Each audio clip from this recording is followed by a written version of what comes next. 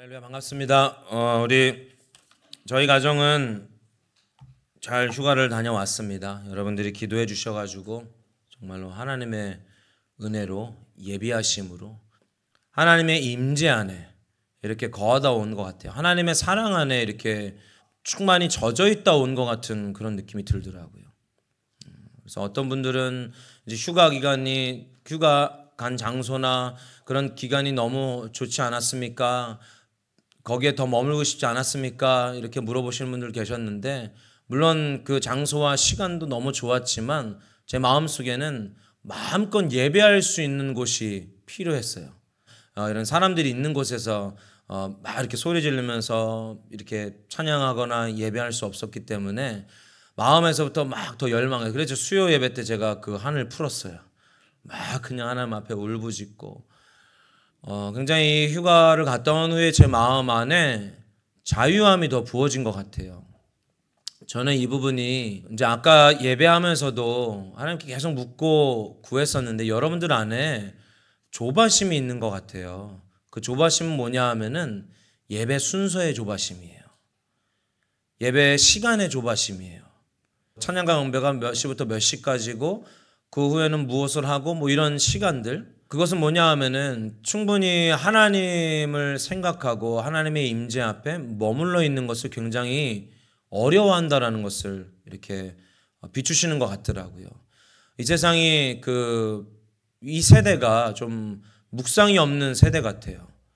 묵상이 없이 그냥 빨리빨리 정해진 대로 지나가고 그렇게 해야 하는, 아무 생각 없이 선택해야 하고 아무 생각 없이 그저 이렇게 나가다 보니까 정말 하나님의 임재를, 그분의 그 은혜를 충분히 묵상하고 그 안에 머무는 시간들을 굉장히 힘들어하는 거죠.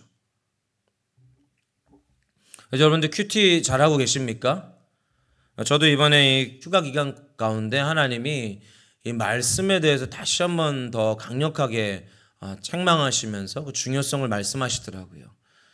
하나님은 우리에게 어떤 감정적으로 말씀하시지 않으십니다. 여러분들이 예배 가운데 찬양과 경배 하는데 뭐 주는 거룩 거룩 하면서 했는데 갑자기 막 마음에서 몽글몽글 막 뭔가 이렇게 뭐 따뜻한 기운이 올라오는 것 같고 갑자기 눈물이 추르륵 흐르면서 뭐 감동되어졌어, 이럴 수도 있어요. 성령님이 그렇게 우리에게 찾아오실 때 우리는 우리 안에서 그런 감화와 감동이 일어나죠.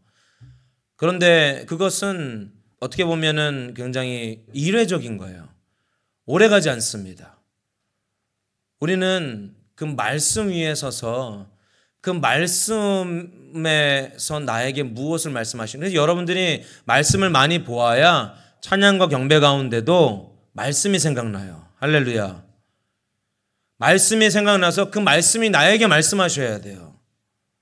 그냥 내 감정으로 그래 내가 너 사랑해, 내가 너를 도와줄게, 내가 그 일을 해결해 줄게, 내가 너를 치유해 줄게, 이런 감정적인 어떠한 메시지가 아니라 말씀이 떠올라야 돼요. 할렐루야. 하나님이 말씀하시는 게 맞는 게 뭐냐 하면요, 제가 이제 거기 가서 기도하고 이렇게 하나님 앞에 묵상하고 고민하는데 이 선명히 보게 하시는 것이 기도는 소리내서 하는 거라고. 예수님께서 이제 제자들에게 너희는 이렇게 기도하라 하시면서 주기도문을 가르쳐 주시잖아요. 근데 그 주기도문을 예수님이 읽어 주시잖아요.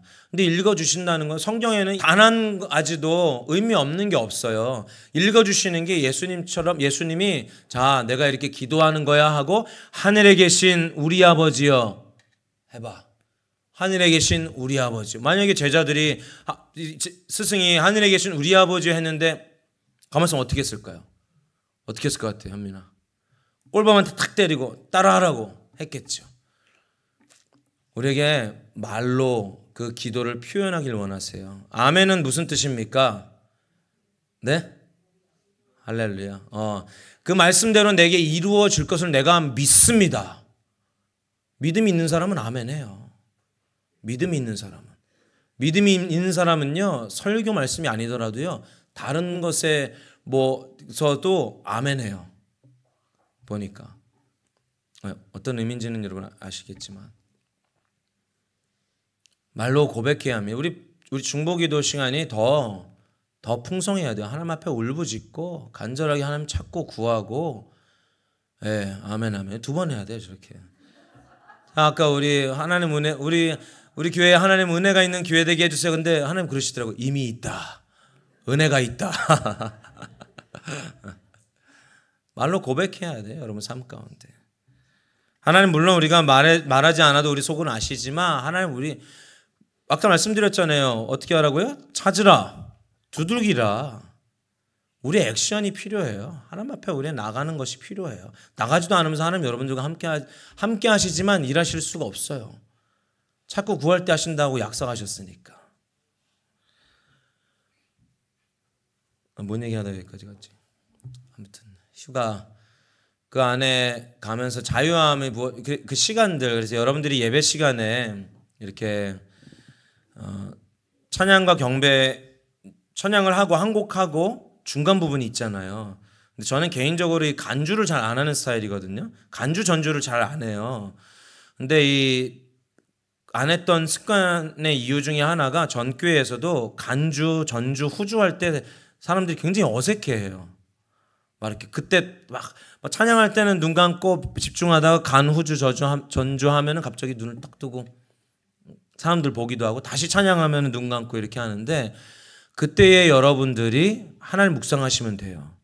이 가사에 대해서 묵상하고 그 찬양을 통해서 비춰주신 말씀을 묵상하고 찬양을 통해서 주신 하나님의 메시지들을 그 하나님을 묵상하시면 됩니다. 그래서 이렇게 함께 기도하자고 할 때에도 하나님 앞에 그 생각을 드리면서, 그리고 유진 피터스 목사님이 그러셨나요? 그 하나님을 예배할 때 하나님께 기도할 때는요, 여러분들 어떻게 하십니까? 그냥 예배의 단어들을 생각하는 것이 아니고요, 하나님이 지금 하나님의 보좌가, 하나님의 영광이 여러분들 눈앞에 있으면, 여러분들 이마 앞에 있습니다. 그분을 바라보세요. 하나님의 임재가. 그리고 그분에게 여러분들의 가사를 드리고 여러분들의 기도를 드리는 거예요. 하나님 그것을 듣고 계시고. 그렇게 기도할 때 어떤 분은 개인 기도하실 때 자기 앞에 의자를 하나 갖다 두신대요. 그리고 하나님이 거기 앉아 계시는 것처럼 하나님께 이렇게 마음을 드리며 생각을 드리며 기도한다고요. 여러분들이 앞으로 찬양과 경배하실 때는 가사, 떠도는 가사, 음악 소리 이런 거에 집중하지 마시고 하나님이 내 앞에 지금 나와 함께 하시는 그 하나님의 보좌를 기억하시면서 생각하시면서 그분에게 생각과 마음과 가사를 드리십시오. 기도할 때도. 그러면 훨씬 더 여러분들이 말소리도 나오고요. 그냥 중언부언하는 게 아니고 하나님이 내 앞에 계심을 인식하며 하면 훨씬 더 이렇게 잘 정리되어져서 기도할 수 있습니다. 하나님이 저에게 말씀하시고 이렇게 비춰주신 내용들, 그 부분들을 이렇게 나누잖아요. 그런데 저에게는 하나님이 하나님을 아는 것에 대해서 선명히 더 강력하게 이렇게 말씀하시고 요구하시더라고요. 그래서 우리 호세아 4장 한번 보실까요? 우리 한 목소리로 함께 읽어보실까요? 시작. 이스라엘 자손들아 여호와의 말씀을 들으라. 여호와께서 이 땅 거민과 쟁변하시나니 이 땅에는 진실도 없고 인애도 없고 하나님을 아는 지식도 없고. 또 6절 한번 보실까요? 6절 시작. 내 백성이 지식이 없으므로 망하는도다. 내가 지식을 버렸으니 나도 너를 버려 내 제사장이 되지 못하게 할 것이요 내가 내 하나님의 율법을 잊었으니 나도 내 자녀들을 잊어버리리라. 우리가 꿀이라는 음식을 그것이 얼마나 단지는 알고 있죠. 여러분 꿀이 달다는 거 다 알고 계십니까? 그건 모르는 사람이 없죠. 꿀은 달다는 건 우리는 어린아이들도 다 압니다. 그런데 그 꿀을 실제로 먹어봐서 그 단 것의 깊이를 아는 것은 다른 문제죠. 그죠? 하나님을 알고 하나님을 경험해야 한다는 것은 우리가 다 압니다. 그런데 실제적으로 하나님을 경험하는 것은 틀린 거죠. 우리가 하나님을 여기서 말하는 지식은요, 하나님에 관한 지식이 아니라 하나님 그분을 아는 지식이죠. 여러분들은 하나님을 어떻게 생각하십니까? 우리는 하나님을 알아야 하는데 하나님을 모르니 우리 삶 가운데 망하는 일들을 만나고 경험합니다. 하나님이 어떤 분이신지 우리는 하나님 알기를 힘써야 하고 하나님 아는 것에 목숨을 걸어야 합니다. 자, 우리 목장에서도 얘기했지만 제가 요즘에 즐겨 듣는 노래가 있다 그랬잖아요. 우리 조용필 씨의 바람의 노래라는 자, 가사만 들려드릴게요. 살면서 듣게 될까 언젠가는 바람의 노래를, 세월 가면 그때는 알게 될까 꽃이 지는 이유를, 나를 떠난 사람들과 만나게 될 또 다른 사람들, 스쳐가는 인연과 그리움은 어느 곳으로 가는가. 나는 작은 지혜로는 알 수가 없네. 내가 아는 건 살아가는 방법뿐이야. 보다 많은 실패와 고뇌의 시간이 비껴갈 수 없다는 걸 우린 깨달았네. 이제 그 해답이 사랑이라면 나는 이 세상 모든 것들을 사랑하겠네. 삶을 살아가는 그 모든 것을 이제 그들을 깨닫고 이해할 수 있는 것이 사랑이라면 나는 모든 것들을 사랑하겠네라는 이 가사를 들으면서 처음에는 너무 동의되어지더라고요. 왜냐하면 하나님은 본질적으로 사랑이시잖아요. 하나님은 본질적으로 사랑이세요. 그래서 하나님의 사랑으로 사랑한다 생각했는데 내가 다른 사람을 사랑하려면 하나님의 사랑을 내가 충분히 알아야 돼요. 하나님을 알아야 사랑할 수 있어요. 하나님을 모르니까 사랑하지 못하는 것이죠. 하나님을 모르니까 나 자신조차도 사랑하지 못해서 세상 사람들이 말하는, 다른 사람들이 말하는 나를 나로 여기고, 하나님의 사랑을 알지 못하니까 나에게 조금만 마음을 아프게 하고 상처를 주는 사람들을 사랑하지 못하는 거예요. 그죠? 그래서 이 세상 모든 것들을 사랑하겠네가 아니고 하나님만을 사랑하겠네, 이렇게 저는 바꿔 부르면서, 하나님을 아는 지식이 없으면요 우리는 망할 수밖에 없어요. 왜냐하면 하나님을 아는 지식이 없는 사람들은 죄의 영향력 가운데, 그래서 하나님을 아는 지식이 있는 사람들은요, 하나님을 아는 사람들은요 하나님을 경외해요. 왜냐하면 하나님은 위대하신, 우리가 사실은 하나님을 다 알 수 없어요. 하나님을 알 수 없을 정도로 위대하신 분이세요. 그래서 우리는 하나님을 알 수 없는 그분을 경외해요. 근데 경외한다라는 것은 더 이상 내 안에 죄들을 미워하게 되는 거예요. 그래서 하나님 외에 다른 것들을 점점 멀리하기 시작합니다. 죄를 미워해요. 아주 두려워해요.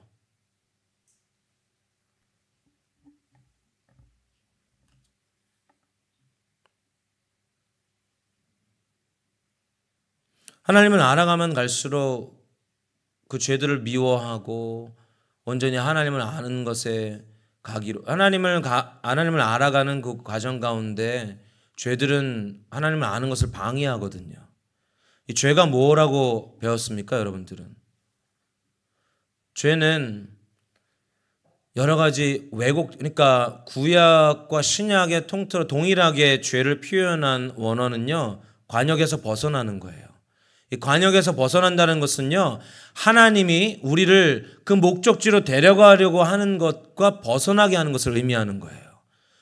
그러니까 활을 쏘거나 총을 쏠 때에 그것을 보는 그 앞에 있는 그 만화경이 왜곡되어 있는 거죠. 그 왜곡되어 있는 것이 나의 죄 때문에,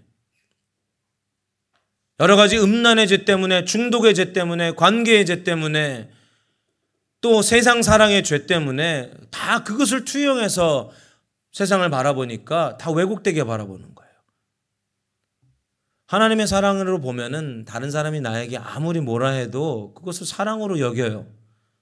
그렇죠? 어떤 목사님이 그렇게 썼더라고요. 어떤 사람이, 이게 예수님의 사랑을 얘기하면서 어떤 성도가 그랬대요. 목사님,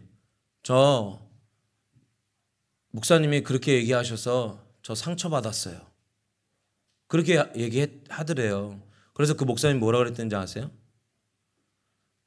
성도님이 지금 그렇게 얘기하셔서 저 상처 또 받았어요.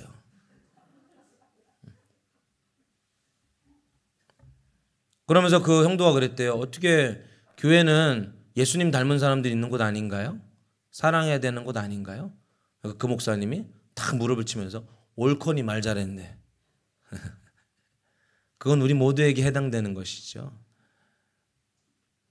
예수 그리스도의 사랑이 있다면요, 누군가가 사랑하니까 사랑하라, 내가 그 사람을 사랑하는 건 누구나 다 알 수 있어요. 우리 큐티 내용에 그런 내용도 있었던 것 같은데, 나에게 인사하는 사람은요 다 인사할 수 있어요. 근데 인사하는 사람한테 인사 못하죠. 나를 사랑하는 사람은 다 사랑할 수 있어요. 그건 누구나 다 해요. 애들도요. 우리 가을이도 그래요. 얼른 가가지고 눈을 반짝반짝 하면서 주인도 뭐고 없고 그냥 자기 사랑하는 거 알아요. 자기 사랑하지 않은 사람한테는 개도 안 가요. 그건 누구나 할 수 있는 거예요. 그런데 우리가 예수님의 사랑, 그분의 사랑이 나에게 있음을, 하나님이 나를 얼마나 사랑하시는지를 내가 알면 사랑하지 않을 수가 없다는 거죠. 그러니까 미움과 시기, 질투로 다른 사람들의 말들에 삐지고 상하고 그 사람들 또 미워하고 보복하고 용서하지 못하고 이런 죄의 자리 가운데 서지 않는다라는 거예요. 왜곡된 시야로 삶을 바라보고 하나님의 말씀을 전하면 그것이 교회에 붙잡아 놓고 그것은 또 자본주의와 연결돼서 헌금을 많이 하게 하기 위한 목사들의 수작이다. 이런 자본주의의 왜곡된 가치관으로는 가치관 싸움이라니까요. 세계관 싸움이에요. 그 세계관은 여러분들이 어느 위에 서 있느냐가 중요한 거라니. 예수 그리스도의 말씀 위에, 하나님의 말씀 위에 서 있는 자들, 지금 그 자들을 찾으십니다. 어떠한 환경과 상황과 여건에서도 흔들리지 않는.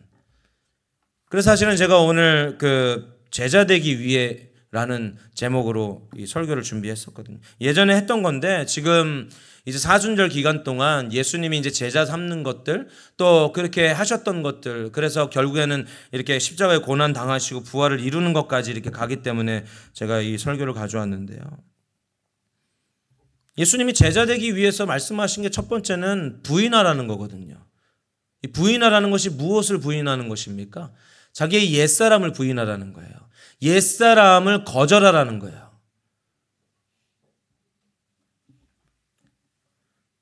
자기 자신을 거절하는, 옛사람을 거절하는 것은 이제 내가 예수님을 믿었다면 예수님으로 다시 태어났기 때문에 더 이상 육체적인 본성을 거절하라는 거예요. 내 삶 가운데.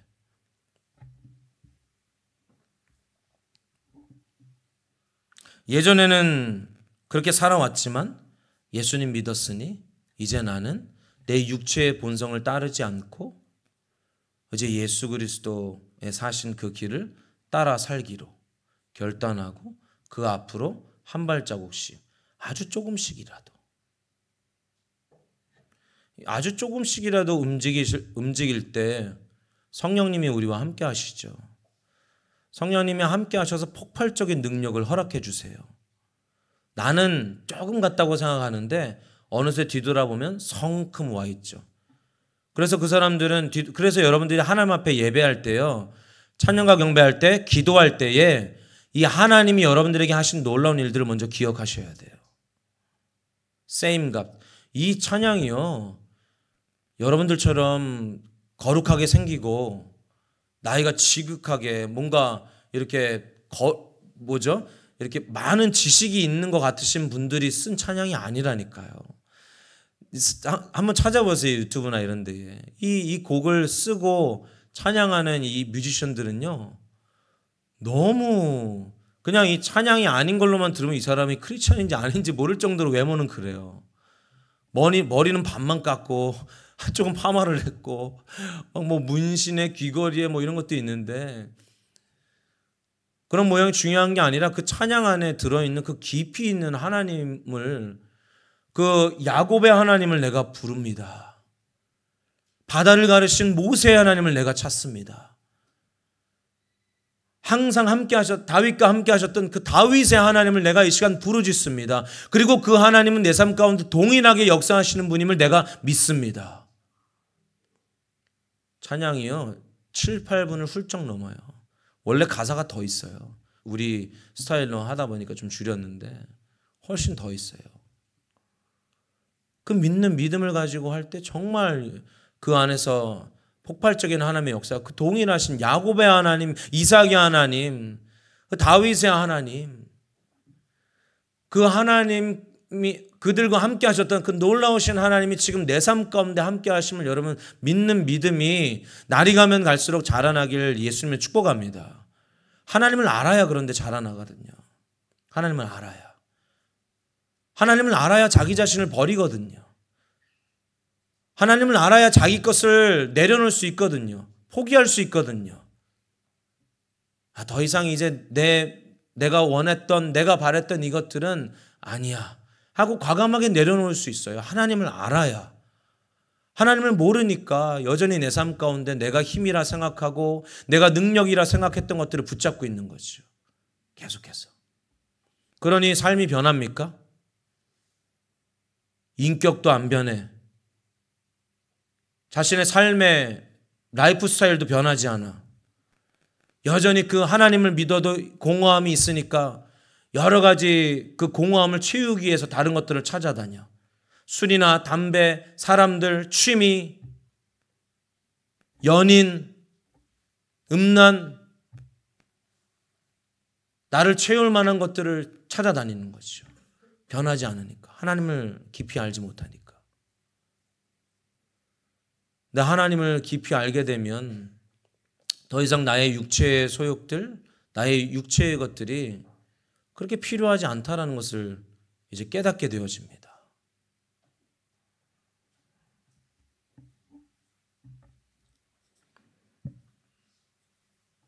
여전히 우리의 육체는 세상 가운데 살고 있지만 우리의 내면과 가치관은 예수 그리스도의 그 말씀의 반석 위에 서게 되는 거죠. 그래서 더 이상 내 옛 본성을 가지고 살아가지 않고 우리를 구원하신 예수님을 믿는 믿음을 가지고 살아갑니다. 여러분 천국 가는 건 오직 믿음으로만 가능해요. 여러분 교회 나온다고 천국 가는 거 아니에요. 옆 사람 한번 보세요.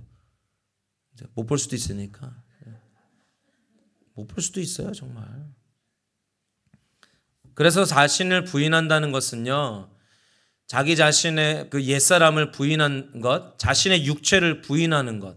그래서 여러분들이 육체에 소욕이 올 때가 있어요. 사탄은 우리를 어떻게 공격해요? 생각으로 공격합니다. 그래서 여러분들이 그 생각을 붙잡는 건 누가 해요? 내가 하는 거예요. 하나님이 우리에게 주신 최고의 사랑의 표현 중 하나는 자유의지라 그랬잖아요. 내가 선택할 수 있어요. 그러니까 여러분들이 사탄이 나를 붙잡아가지고요, 막 끌고 가가지고요, 그 일을 시켰어요. 이런 말 할 수가 없어요. 우리가 선택할 수 있거든요. 내가 그 죄를 지을지 하나님을 선택할지. 지금 이 순간에도 여러분들이 사단이 주는 생각에 붙잡혀서 그 생각에 빠져서 하나님의 말씀이 무엇인지, 하나님 나에게 어떤 것을 회복하기 원하시는지 알길 원하는 것을 거부할 수 있어요. 그건 여러분들의 선택이니까.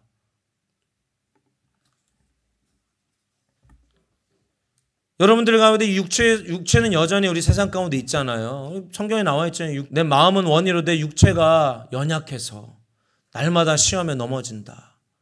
그럴 수 있어요. 그런데 그럴 때마다 우리가 어떻게 해야 합니까? 아까 찬양 가운데 말씀드렸잖아요. 예수님의 이름으로 끊습니다. 예수님의 이름으로. 여러분들 어떤 중독된 일들 가운데 서실 때 예수님의 이름으로 끊는 기도 해보셨어요? 여러분들 가운데 생각에 오는 두려움들, 좌절들, 억압들이 여러분들 붙잡고 있을 때 여러분 예수님의 이름으로 끊어보셨습니까? 그러지 않으셨잖아요. 여러분들이 선택하셨잖아요. 그때에는 그래, 이번 한 번만 하고 그 두려움의 생각도 가지고 붙잡고. 저는 옛날에 어렸을 때 이 고독한 걸 좋아했었거든요. 그래서 지금도 좀 이렇게 혼자 하는 걸 좋아하는 스타일이에요. 그래서 낚시나 지금은 전혀 안 가는데 뭐 이렇게 헬스나 자전거 타기나 같이 하는 걸 별로 안 좋아해요. 저는 혼자 하는 걸 어렸을 때부터 혼자 하는 걸 좋아했었는데 제가 그 어머니한테 그걸 되게 자랑스럽게 얘기한 적이 있어요. 나는 혼자 하는 걸 좋아해. 고독을 좋아해. 나중에 어머니가 그러시더라고요. 그거 합당하지 않은 거야. 그래 나중에 어머니 그 서재에 그 책꽂이에 책을 이렇게 우연히 봤는데요. 책 제목이 뭐였냐면은 고독이라는 교만. 나 스스로 갖는 생각들 그것을 움켜쥐고 그 뭔가 그 애틋한 마음을 가지고 홀로 있으면서 내 삶을 고수하고. 하나님이 우리 삶 가운데 친히 찾아오셔서 우리의 삶을 귀경해 주셔야 돼요. 갈아엎어 주셔야 돼요. 완전히 새 사람으로. 그게 거듭나는 것입니다. 새롭게 태어나는 것. 예전에 과거의 모습들이 여러분들을 붙잡을 수 있습니다. 너 예전에 그렇게 했잖아. 그리고 너는 그거 못 이겨. 그거 못 끊어. 아니요. 예수님의 이름으로 능치 못할 일이 없습니다. 할렐루야. 끊어내십시오. 여러분들 예배가 잘 못하신다면 끊어내십시오. 오셔서 찬양하기 전에, 말씀 듣기 전에 성도들을 사랑하지 못하시면 끊어내십시오. 하나님, 내가 왜 이렇게 사랑하지 못할까요? 예수님의 이름으로 내 마음의 그 믿음들을 끊습니다. 불평 불만들을 끊습니다. 서운함의 저주들은 끊습니다. 저주예요, 저주. 매일 서운이요. 그 사람은 아무리 잘해줘도 서운하대요. 잘해주면 또 잘해줬다고 서운하대. 왜 나만 그렇게 저거 하냐고. 저주예요, 저주. 끊어내십시오. 누가복음 9장 23절에 무리에게 이르시되 아무든지 나를 따라오려거든 자기를 부인하고 날마다 제 십자가를 지고 나를 따를 것이니라. 예수 그리스도 그분을 제자로도 그분을 따르는 길은, 우리가 하나님을 알아가는 길은 먼저 자신을 부인하는 거라니까요. 자기의 옛사람을 부인하는 것입니다. 육체를 부인하는 거예요. 이 부인하는 것은요, 사실 그리스도를 긍정하는 것이죠. 그리스도를 긍정하는 거예요. 자신을 부정하고 예수님을 긍정하신 여러분 되시기를 축복합니다. 우리의 낡아 빠진 옛것의 생각과 마음과 생활 방식을 거절하십시오. 그럼 거절하셔야 돼요. 거듭남의 은혜는요, 한 번으로 끝나지 않아요. 거듭남의 은혜는요, 날마다 지속되어져야 합니다. 거듭남의 은혜는. 저도 이렇게 하나님 은혜 안에, 하나님의 사랑 안에 온전히 섰을 때는 굉장히 좋아요. 그 담대하고 기쁘고 막 두렵지 않아요. 앞으로 일들에 대해서 걱정치 않고 하나님께 막 내어드리고 지금 주신 것에 감사하고 기뻐하고 그래요. 그런데 다음날 아침에 일어났을 때, 저는 특별히 아침에 몸이 이렇게 피곤하고 그러면은 기분이 확 다운되는 경우가 많아요. 그때는 또 어때요? 두려움과 여러 가지 불평 불만과 막 그런 것들이, 좌절감들이 나를 확 찾아와요. 그때 부인합니다. 아니야, 이거 아니지. 이거 하나님께 속한 생각 아니지. 하나님이 나에게 주시는 하나님의 마음이 아니지. 그리고 예수 그리스도를 긍정하죠. 맞아, 예수님의 사랑이 나에게 있어. 하나님 날 사랑하셔. 한번 해보실까요? 하나님은 날 사랑하셔. 못 믿으십니까? 믿으세요. 믿으세요. 두 번째는 십자가를 지는 것이라고 했어요. 십자가를 지는 것이라고 하면 무시무시하잖아요. 어떤 크리스찬 유튜버가 십자가 90kg짜리를 지고 막 이렇게 올라가는 영상을 찍었더라고요. 여러분 90kg 들 수 있어요? 십자가 그거 지라 그러면 무시무시하잖아요. 그런데 그리고 심지어 이 시대의 십자가는요, 장신구로도 안 했대. 지금 여러분들 장신구로 십자가 하신 분들 많잖아요. 장신구로도 안 했대. 혐오 시설인 거였어요. 혐오 모형. 사형 때니까. 거기에서 막 사람들 거꾸로 매달아 놓고 막 뭐 이렇게 피 흘리면서 죽어가는 모습들이 있으니까, 막 까마귀가 날라가지고 막 쪼아먹고 이런 게 십자가에 걸려 있으니까 십자가는 아주 무서운 거였어요. 그래서 십자가 지기 위해서 나서는 사람이 없다는 것이죠. 그런 영향 때문인지 예수님을 잘 따라가고 따라오는 것 같다가도 십자가를 질 때가 되면 우리 어떻게 해요? 혼비백산하고 도망가죠. 이제 십자가를 져야 하는데. 예수님이 십자가 지실 때 제자들 어떻게 했어요? 다 도망갔잖아요. 나는 거기서 예외일까요? 여러분들 어떻게 했을 것 같아요? 예수님이 이제 제자들에게 말씀하십니다. 내가 이제 그 십자가에서 죽게 될 거야 라고 했을 때, 아주 그 예수님을 사랑하고 열심히 강하던 누가 나서요? 베드로가 버뜩 소리를 지르면서 지금 무슨 말씀하시는 겁니까? 내가 그렇게 두지 않을 겁니다. 예수님은 절대 그런 일을 당하지 않을 겁니다 라고 노발대발하죠. 그런데 그런 베드로에게 예수님 뭐라 말씀하세요? 마태복음 16장 23절에 보면 예수께서 돌이키시면서 뒤에서 얘기하는 베드로가, 그런 일 없습니다. 예수님이 그렇게 돌아가시지 않을 거예요. 십자가에 달리시지 않을 거예요. 이렇게 말할 때 예수님이 돌이키시면서 베드로에게 말하시는 거죠. 사탄아, 내 뒤로 물러가라. 왜 그랬을까요? 네가 나를 넘어지게 하는 자로다. 네가 하나님의 일을 생각하지 아니하고 도리어 사람의 일을 생각하는도다. 베드로는요, 자기 의로 십자가를 졌기 때문에 그래요.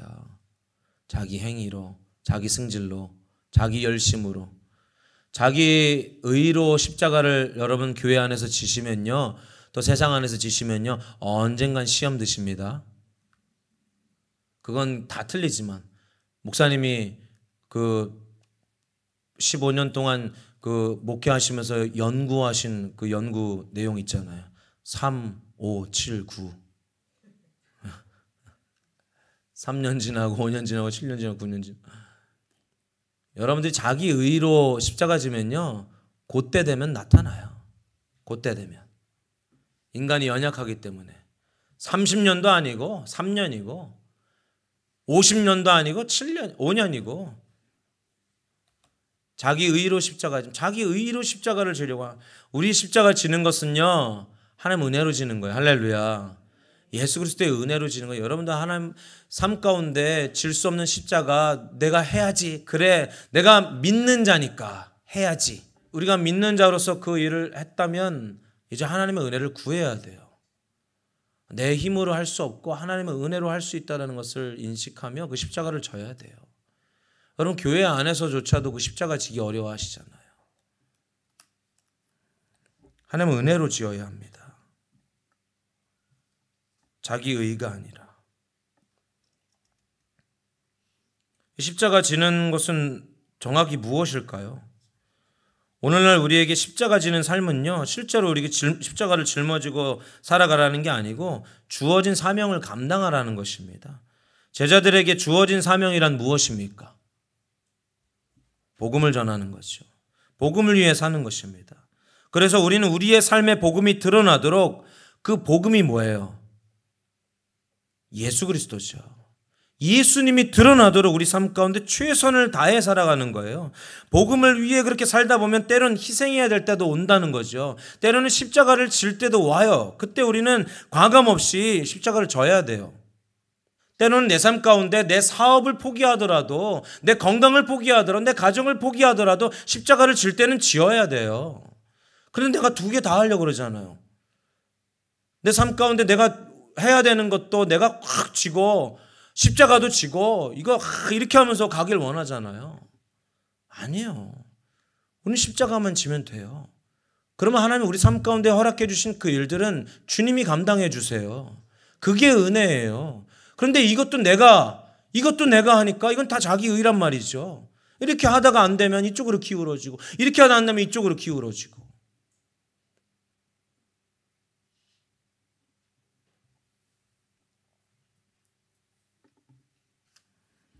우리는 때로는 우리 삶 가운데 복음을 위해서 예수 그리스도가 드러나게 하기 위해서 한쪽은 포기할 줄 알아야 합니다.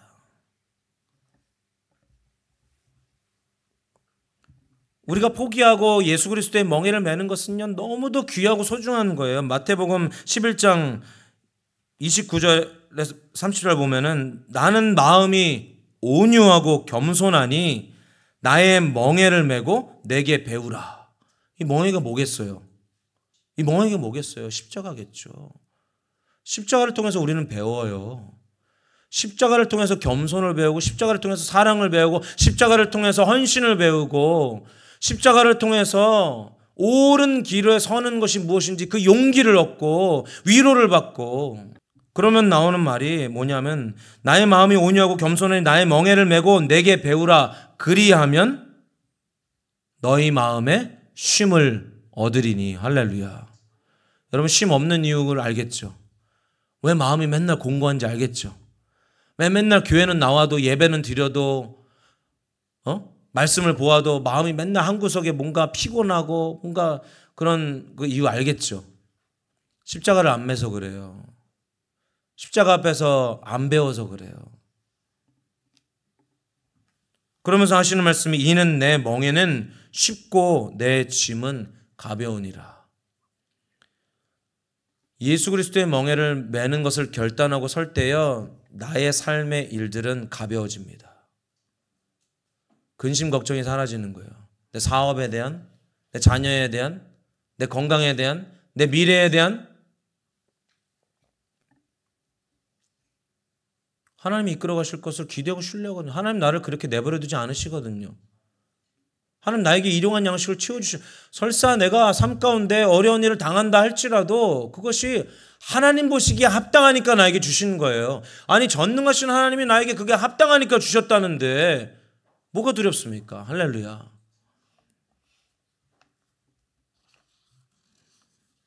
그게 행복한 삶이에요. 요한복음 14장 27절에 뭐라고 말합니까? 평안을 너희에게 끼치노니 곧 나의 평안을 너희에게 주노라. 내가 너희에게 주는 것은 세상이 주는 것과 같지 아니하리니 너희는 마음에 근심하지도 말고 두려워하지도 말라. 두려워하지도 말라는 성경에 몇 번 나왔다고요?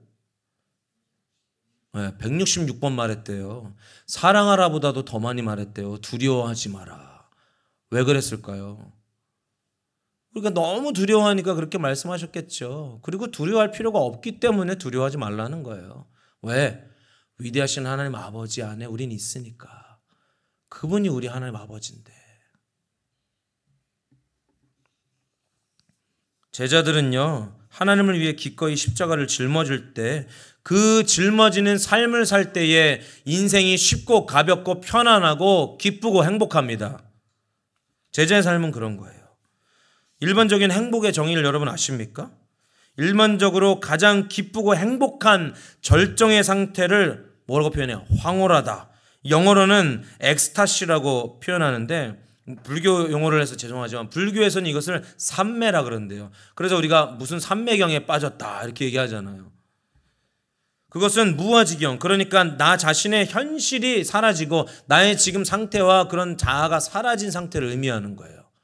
떠나 있으니까 현실 도피라니까. 그러니까 막 이제 마약이나 이런 거 한 사람들은 되게 행복해 표정하잖아요. 막 그 당시에는 그 떠나 있으니까 자기 자신이 사라져버린 상태, 자신의 자아가 사라져버린 상태. 그런데 다른 것으로 진짜 자신을 사라져버리게 그렇게 하다 보면 진짜 사라지죠. 자신이. 그래서 제가 그걸 보면서 예배자들은 예배할 때, 은혜 안에 예배할 때 가장 행복해요. 저도요, 예배할 때 가장 행복한데요. 그 이유가 뭐냐 하면은 예배할 때는 저는 목사도 아니고, 그죠? 예배 인도자도 아니고, 아빠도 아니고, 엄마도 아니고, 남편도 아니고, 나는 그냥 하나님의 자녀, 하나님 앞에 예배하는 하나님의 천사들 중에 하나인 것처럼 저는 이렇게 생각하거든요. 그래서 너무 감사해요. 그때 진정으로 내 삶 가운데 그 모든 것은 사라지고 하나님과 독대할 때에 하나님으로부터 비추어지는 그 소망과 하나님부터 비추어지는 그 도전되어짐과 하나님부터 비추어지는 그 강한 열정들이 내 안에 막 이렇게 샘솟듯 부어져요. 너무 그때 기쁘고 즐겁죠. 그런데 세상 사람처럼 세상에 말하는 행복처럼 다른 것에 심취돼서 그것에 빠져서 내 자신을 잃어버리고 있는 행복이 아니라 예배 가운데 하나님 만나고 경험하는 행복은 하나님이 나에게 오셔서 진짜 내가 누구인지 알려주셔서 실제적인 나의 자아를 깨닫게 해주셔요. 그래서 만족감이 훨씬 더 세상이 줄 수 없는, 세상에서 말하는 훌륭한 누구입니다, 성공한 누구입니다, 당신은 어떤 사람입니다, 이런 말들이 아니라 하나님이 나에게 말씀하시는 그 말씀으로 내가 채워지고 그것으로 내 자아가 다시 세워져요. 하나님을 만나니까 하나님이 누구신지 나에게 알려주시고 하나님이 누구신지 알려주시면서 내가 누구인지 선명히 보여주신 거예요. 여러분들이 누군지 아세요? 여러분들이 누구인지 깨달으셔야 돼요. 세상 사람들에게 깨달려 하지 마시고 여러분들의 남편과 아내, 자녀들을 통해서 직장을 통해서 내가 누구인지 깨달으려 하지 마시고 여행 다니면서 맛있는 음식을 먹으면서 좋은 것을 보면서 나는 누구일까 인생을 고민하지 마시고 변하지 않는 하나님의 말씀 앞에 여러분들이 누구인지 물으십시오.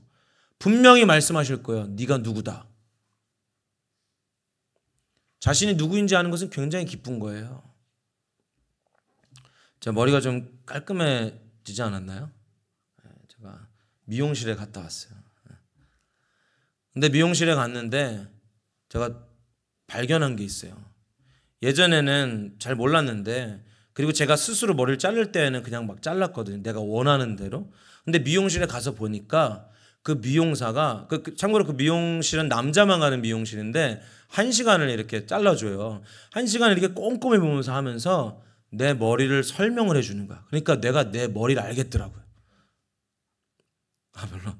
여러분들 별로 안 중요하죠. 나는 중요했어요. 뭐 내가 가마가 어떻게 생겼고 그래서 어떻게 넘겨야 되고, 제가 그때 이번에 알았어요. 저는 가마가 3개래요. 할렐루야. 앞머리에도 가마가 있대요. 뒤에도 2개나 있고. 근데 그거를 잘 이렇게 그 머릿결에 따라서 머리가 난 그거에 따라서 이렇게 자연스럽게 넘겨서 어떻게 빗으세요, 어떻게 이렇게 스타일링하면 될 것 같습니다, 이렇게 말해주는데 너무 내 짐이 내려진 것 같더라고요. 여러분들이 누군지를 알면은 여러분 삶의 짐이 내려진다니까요. 내가 얼마나 우리 베드로전서 2장 9절에서 말씀하시는 왕같은 제사장 거룩한 나라요 소유된 백성, 여러분 맨날 그걸 그냥 문자로만 읽었지 여러분 진짜 그런 사람인 걸 믿으세요? 마지막으로는 예수님을 따르는 것이죠. 많은 사람들은 자기가 리더가 되고 싶어 하죠. 그래서 자기를 따라오라고 외칩니다. 자기 말만 하죠. 자기 말만. 제가 요즘에 이제 운동을 다시 시작했거든요. 운동을 하면서 이렇게 뛰기도 하고 걷기도 하는 시간이 오래 걸리니까 이렇게 딱 그 러닝머신 위에다가 뭘 보면서 뛰어야겠다. 그러다 보니까 이제 제가 이제 뭐 이렇게 미국 드라마 같은, 저 한국 드라마는 잘 안 보는데 미국 드라마 같은 걸 이렇게 보게 됐어요. 거기에 보다가 이제 뭐 굿 플레이스라는 이제 미국에서 상영했던 그 드라마를, 미국 드라마를 보게 됐는데, 이제 거기에 보면은 한 여자가 굿 플레이스, 그러니까 그 사람들이 말하는 천국이에요. 천국 같지 않은 천국인데 아무튼 그 천국에 어떤 여자가 왔는데 그 여자는 천국에 올 수 있는 사람이 아닌데 왔어요. 이름도 자기 이름이 아닌데 당신 뭐 훌륭한 일을 했습니다, 그래서 당신 여기 온 것입니다. 이 여자가 이걸 속이고 있는, 계속 속이고 있는데, 속이는 것은 이제 더 이상 속이지 못하기 시작해요. 그냥 가만히 있을 땐 괜찮았는데 이제 삶 속에서 그 본연에 가지고 있던 것이 나오니까 그게 뭐냐면 selfish, 이기주의. 자기 말만 해요. 자기 말만 하는 거.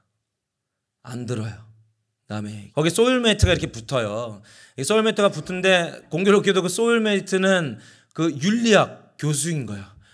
그렇게 설정을 했겠죠. 그 윤리학 교수가 이제 그 사람에게 착한 사람이 되는 법에 대해서 이렇게 말해주고 자신은 어디에서 왔고 막 이렇게 삶을 얘기해주고 대화를 나눴는데 나중에 보면은 상대방에 대한 내용은 하나도 기억을 안 하는 거예요. 이 여자가 다 자기 얘기만 하는 거야. 자기가 이렇쿵 저렇쿵, 자기는 마음이 어떻고 저렇고, 나는 이게 기분 나쁘고 좋았고, 이게 나는 이렇게 살아왔고. 그러다가 이 상대방이 그래서 내 이름이 뭐라고요? 그랬더니 이름조차도 기억하지 못하는. 이게 셀피시예요. 이게 이기주의예요. 자기 자신만 따라하는 거. 자기 말만 해요. 자기만 따라오라 합니다. 사람들이 자기를 따르면 리더인 줄 아는 거예요. 맞습니다. 누군가 자신을 따르는 것이 리더일 수 있지만 사람들을 따라오게 하기 이전에 우리는 먼저 따르는 리더가 되어야 돼요. 따르는 리더가. 부모님들이 가끔 우리 목회자들에게 말 안 듣는 자녀들을 데리고 와요. 그러면서 뭐라고 해요? 자기 말은 안 들으니까 목사님이 얘기하면 들을 거다. 목사님 말 좀 해달라. 이렇게 얘기할 때가 있거든요. 물론 우리 교회는 없어요. 근데 예전 교회에서도 그랬어요. 그런데 그분들 보면요, 대부분이 그 어머니 아버지가 교회와 반대되게 행동하시는 분들이에요. 자기 주관을 가지고 교회를 나오고 자기 주관을 가지고 자녀를 교육하고 그러다 말을 안 들으니까 이제 자기 주관에 맞춰서 말을 듣게 하기 위해서 데리고 온 거예요. 안 듣죠. 그 부모의 모습을 그 아이들이 다 봤는데, 먼저 따라가지 않으면요, 주변 사람 역시 따라올 수가 없습니다. 제자는 스승의 모습을 보고 따라 사는 사람들입니다. 너무도 뻔한 얘기인 것 같지만 막상 문제를 만나면 이제 풀이를 해야 되는, 그동안에 스승으로 배워왔던 그 공식을 들어왔지만 이제 실제로 내가 풀어야 되는 순간에는 이제 내가 그동안 누구에게 어떤 것을 배우고 있었는지, 누구를 따르고 있었는지, 그리고 누구를 따를지가 드러나는 거죠. 여러분들은 무엇을 따라 살아가고 계십니까? 우리가 할 일은 예수 그리스도를 따르는 것인데 세상을 살아가는 방법을 예수님의 방법으로 살아가고 계십니까? 아니면 여전히 여러분들의 주관적인 방법, 세상 방법을 가지고 살아가고 계십니까? 주변에서는 하나님을 따라 사는 것이 바보 같다라고 말할 수도 있겠지만 결국 나중을 보면 알 수 있게 될 거예요. 우리 죽음 이후에는 뭐가 있죠? 심판이 있습니다. 우리는 다 한 번 죽죠. 우린 다 죽습니다. 다 죽은 다음에 우리에겐 심판이 있어요. 그때 내가 예수 그리스도를 따라 좁은 문으로 들어왔는가? 아니면 예수님을 따른다 하면서 세상을 따라서 넓은 문에 사람들이 가는 곳에 머물러 있다가 이제 심판 때에 그것이 드러나는가? 그리고 그 구원의 문제는 각자죠. 각자.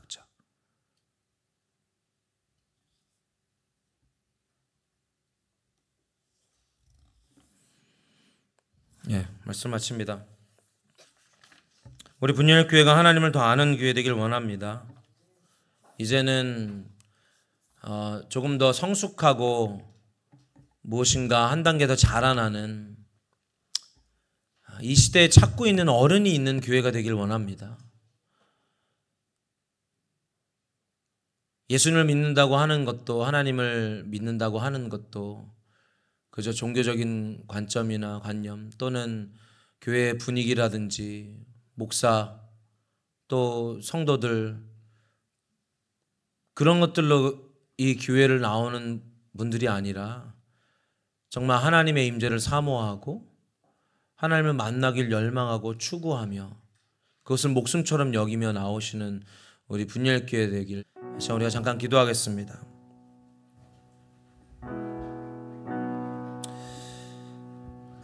아브라함의 하나님, 이삭의 하나님, 야곱의 하나님, 또 다윗의 하나님, 마리아의 하나님, 우리의 믿음의 선조들 가운데 행하셨던 그 놀라운 그 하나님의 일들이 지금 이 순간 우리에게도 이루어지길 간절히 소망합니다. 그 믿음을 사라지게 하는 육신적인 안목들을 이 시간 파하여 주시고 우리에게 영적인 안목을 열어주셔서 실질적으로 하나님을 알고 또 그 실질적으로 아는 하나님을 따라갈 때에 진정으로 경험되어지는 위대하신 하나님을 경험하게 되어지는 우리 성도 한 사람 한 사람 되게 하여 주시옵소서. 특별히 우리가 말씀 앞에 더 서기를 시간 결단합니다. 예수 그리스도께서 우리의 말씀이라, 태초부터 계셨던 말씀이라 주님 우리에게 말씀해 주셨사오니 우리가 그 말씀을 이 시간 먹기 원합니다. 여러분들이 이 성찬식에 참여하시면서 여러분들의 큐티를 다시 하나님 앞에 결단하시면 좋을 것 같아요. 이 말씀 보는 것은 굉장히 중요한 일입니다. 말씀 없이는 우리가 살 수가 없어요. 말씀 없이 있는 것은 그냥 바람에 날아다니는 겨와 같고 정말 그 파도물에 이리저리 몰려다니는 거품과 같습니다. 하나님 말씀에 여러분 다시 서십시오. 사람들이 나에게 뭐라 말하는지, 지금 내가 어떻게 살아가는지가 아니라 하나님 말씀이 나에게 무엇이라 말씀하시는지, 그리고 그 말씀을 붙잡고 변하지 않는 관석에 서시는 여러분 되시길 축복합니다. 그래서 여러분들이 이 시간 성찬에 참여하실 때에 결단하세요. 주님, 내가 이 성찬에 참여함으로 인하여 내가 주님 말씀 보는 것을 소홀히 했던 것을 회개하고 다시 그 말씀의 자리에 서겠습니다. 내가 평소보다 일찍 일어나서 그 말씀을 읽고, 내가 남들 다 밥을 먹을 때 내가 홀로 앉아 주님의 말씀을 묵상하고 그 말씀을 먹겠습니다. 내가 하루 일과가 쉴 수 없이 바쁘지만 그럼에도 불구하고 하나님의 말씀 보는 시간을 철저히 지켜 주님 앞에 서겠습니다. 그럴 때에 성령으로 이 말씀을 나에게 이해되게 하시고 내 마음에 심기어지게 하여 주시옵소서. 여러분들이 이렇게 기도하시고 결단하신 분들은 나와서 성찬에 참여하시겠습니다. 이제 여러분들이 그 하나님을 인식하며 서실 때에, 그 믿는 믿음을 가지고 살아가실 때에 여러분 삶 가운데 그 풍성한 은혜가 나타날 줄 믿습니다.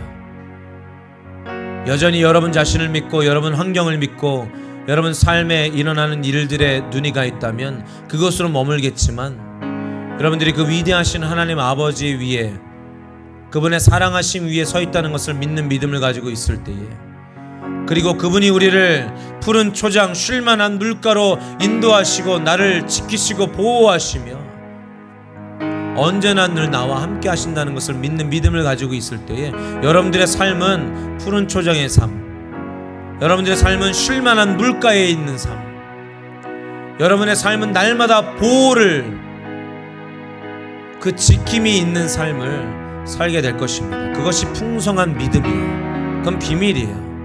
그건 아무나 가질 수 있는 것이 아닙니다. 여러분들이 그 믿는 믿음을 가지고 고백하실 때, 그 믿음을 가지고 살아가실 때 일어나죠. 예, 주님, 믿음이 실제가 되어지길 제가 간절히 소망합니다. 단 한 사람도 이론으로 끝나지 않게 하여 주시옵소서. 예, 주님. 이제는 우리 주 예수 그리스도의 은혜와 하나님 아버지의 무한하신 사랑하심과 성령님의 감화, 감동, 교통케 하시는 역사하심이 이제 하나님 앞에 생명의 양식을 먹고 겸손히 주님 닮음으로 거룩해지길, 겸손히 주님의 것으로 내 영혼이 더 살찌워지길 열망하며 겸손히 머리 숙인 우리 성도들 머리 위에, 그 한 가정 한 가정 위에 이제 주님을 아는 놀라운 축복의 은혜가 지금부터 영원까지 함께 계실지어다.